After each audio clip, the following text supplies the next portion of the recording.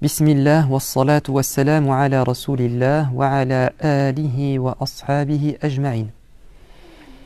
Un dernier argument pour être convaincu, persuadé de la résurrection. Nous en avons cité pas mal et je voudrais clôturer ce pilier de la foi, la croyance en une vie après la mort, par ce dernier argument,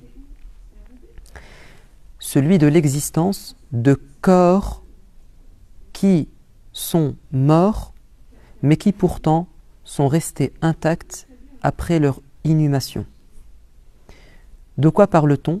Nous parlons de ce miracle de Dieu à travers lequel il veut nous prouver sa puissance et sa capacité à décomposer les corps ou à les recomposer, à les détruire ou à les préserver. Nous parlons d'abord des prophètes. Le messager de Dieu a dit que le vendredi était un jour spécial et que durant le vendredi, Dieu a créé Adam, il l'a fait descendre du paradis, etc. Et il va dire « Priez abondamment sur moi durant le vendredi » en disant « Ya Allah, bénis, prie, fais miséricorde au prophète de l'islam, Allahumma salli wa sallim wa barik ala Sayyidina Muhammad » par exemple. Multipliez ce genre de prières sur moi durant le vendredi, car vos prières me sont présentées. On me met au courant de ce que vous dites comme prière à mon sujet ou pour moi. Et les compagnons, étonnés de dire, mais prophète, comment peux-tu être au courant de ces prières alors que tu seras mort et donc tu disparaîtras, tu seras décomposé. Il a dit non, les corps des prophètes, Allah a interdit à la terre de détruire les corps des prophètes. Donc les corps des prophètes, c'est une conviction, restent intacts dans leur tombe. Avons-nous des preuves? Est-ce simplement une croyance ou bien est-ce confirmé par des constatations, des preuves? Oui, ça a été constaté, peut-être pas par vous et moi, mais par des gens à l'époque des compagnons et par ceux qui les ont précédés. Je vais vous citer deux exemples de témoignages que le corps des prophètes reste intact. Le corps du prophète Youssouf et le corps du prophète Daniel. Le messager de Dieu nous rapporte que lorsque Moïse a voulu quitter l'Égypte avec le peuple hébreu, Dieu leur a demandé de transporter avec eux le corps du prophète Joseph qui était enterré, afin de le ramener sur la terre de ses ancêtres, la Palestine. Car vous savez que Joseph était en Palestine avec son père Jacob, Yacoub, avec ses frères, et puis ensuite il a été, malgré lui, exclu de cette terre, jeté dans le puits par ses frères, récupéré par une caravane, rendu comme esclave, et puis vendu dans un marché d'Égypte. Et il restera là-bas, il mourra là-bas. Mais comme la terre de ses ancêtres était la Palestine, et que c'était sûrement son souhait d'y retourner, Dieu a demandé à Moïse, qui est l'un de ses descendants, de prendre la dépouille du prophète Youssouf et de l'emmener en Palestine. Sauf que la tombe avait disparu. On ne connaissait pas l'endroit. C'était un secret qui avait été simplement conservé par une vieille dame, une dame qui était âgée. Et donc ils vont interroger cette femme en lui disant « Indique-nous l'endroit secret où se trouve la tombe du prophète Joseph. » Et cette femme va dire au prophète Moïse « Oui, je suis prêt à vous révéler, vous livrer ce secret, mais en échange, j'ai une demande. Que veux-tu » lui dit le prophète Moussa, et elle de répondre « Je demande en contrepartie d'être à tes côtés au paradis. » Quel beau rêve, quelle belle demande, quelle ambition. Moussa lui dit, je vais interroger mon Seigneur pour voir si c'est possible. Et Dieu lui dira, oui, annonce-lui que c'est possible. Et donc elle indiquera l'endroit qui était en fait, la tombe était dans un endroit qui était couvert d'eau. Avec le temps, il y a eu de l'eau, un lac, je ne sais trop quoi. Ils ont vidé l'eau et ensuite ils ont creusé et ils ont sorti le corps de Youssouf, qui était intact alors qu'il était mort depuis plusieurs siècles. Et ils vont l'emmener jusqu'en Palestine. Ça nous a été rapporté par le prophète de l'islam. Vous me direz, bon, ça reste une parole, ce n'est pas suffisant.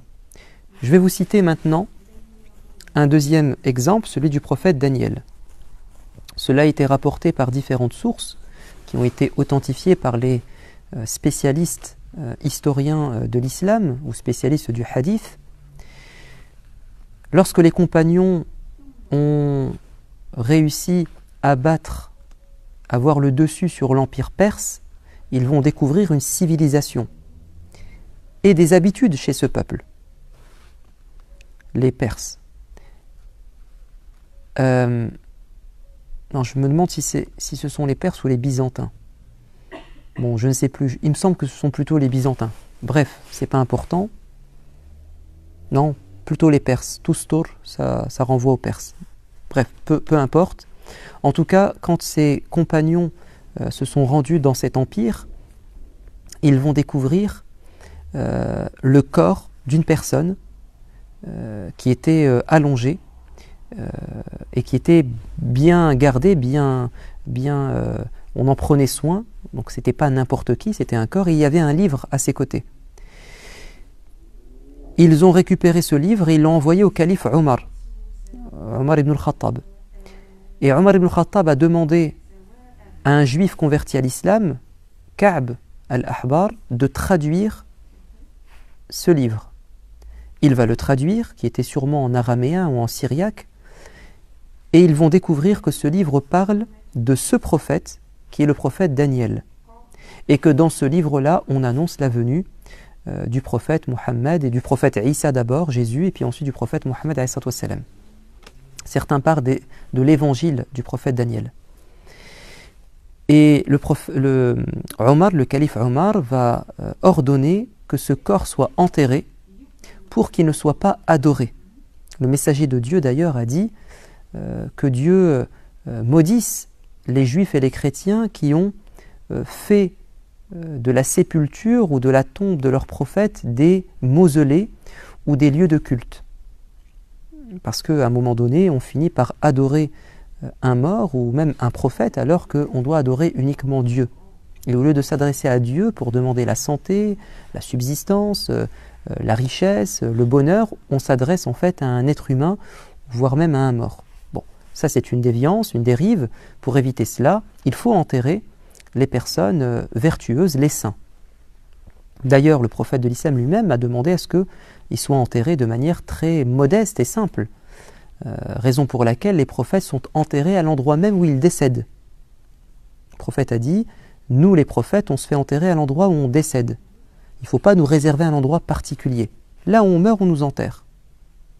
Le prophète est enterré dans sa chambre, l'appartement de Aïcha, collé à sa mosquée. Bon. Donc il a demandé, le calife Omar, d'enterrer le corps du prophète Daniel et de faire en sorte que les gens ne retrouvent pas sa tombe. Alors, les compagnons vont avoir cette astuce de creuser 13 tombes durant la nuit, de l'enterrer dans l'une des tombes et de couvrir l'ensemble des tombes. Et ensuite, plus personne ne l'a retrouvé. Donc son corps était intact depuis des siècles. Et ça a été confirmé par les témoins de l'époque. Et c'est une narration ou un document, enfin une tradition historique qui a été vérifiée par, comme je vous ai dit, les spécialistes de l'islam. Avons-nous d'autres exemples en dehors des prophètes? Oui. Là encore, on a des exemples avérés, authentiques, non plus de prophètes, mais cette fois-ci de compagnons, martyrs dont les corps ont été préservés. On a au moins un exemple qui ne fait aucun doute, puisqu'il est rapporté par Al-Bukhari, le plus grand vérificateur des sources historiques qu'a connu l'islam. Il rapporte que Jabir ibn Abdillah, alors je vous raconte son histoire.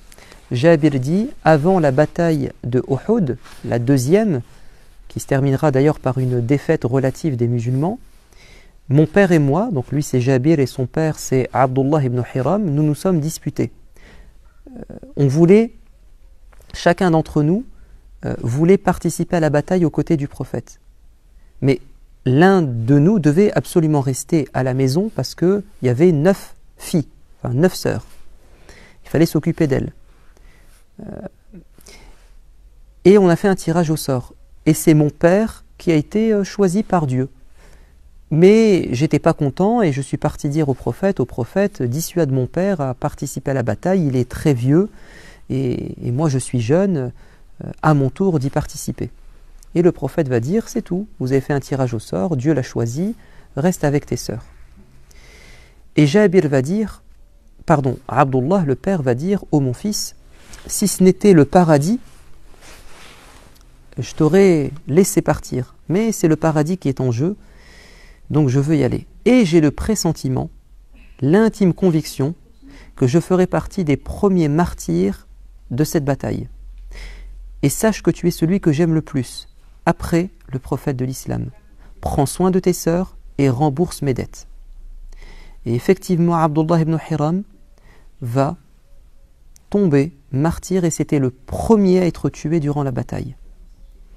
Et à la fin de la bataille, Jabir va venir sur place et il va trouver le corps de son père qui a été mutilé par les païens de la Mecque et il va l'enterrer avec un autre compagnon, je crois que c'est Amr ibn al-Jamuh. Tous les deux dans la même tombe.